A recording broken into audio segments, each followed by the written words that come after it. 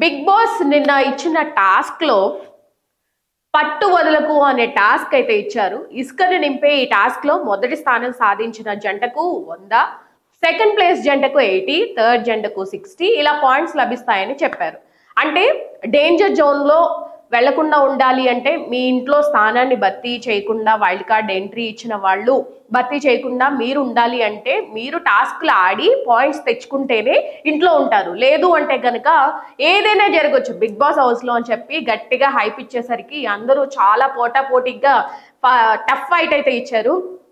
And ఇందులో first place లో demon, second place లో భరణి, థర్డ్ ప్లేస్ లో కళ్యాణ్, ఫోర్త్ ప్లేస్ లో సంజన, ఫిఫ్త్ ప్లేస్ లో సుమన్ నిలిచారు. ఈ విషయంలో తనుజ, ఇమ్ము, శ్రీజ, భరణి మధ్య వివాదం నెలకొంది.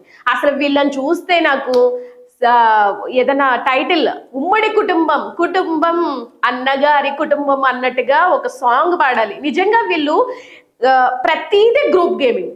ఇండివిజువల్ గా ఆడండిరా బాబు అంటే లేదు, మేము ప్లానింగ్ మేము గ్రూప్ గానే ఆడతాం అంటే ఇవి పొద్దున కప్ వచ్చినా లేకపోతే వాళ్ళకి ప్రైజ్ మనీ వచ్చినా వీళ్ళు పంచుకుంటారా లేకపోతే ఒకలే తీసుకుంటారా, కప్పుని సగ భాగాలుగా మొత్తం గ్రూప్ గా పార్ట్స్ గా చేసి పంచుకుంటారా విషయం అయితే అర్థం కావట్లేదు. అసలు ఇండివిజువల్ గా గేమ్ పెట్టినా గ్రూప్ గా ఆడతారు, గ్రూప్ గా పెట్టినా గ్రూప్ గా ఆడతారు.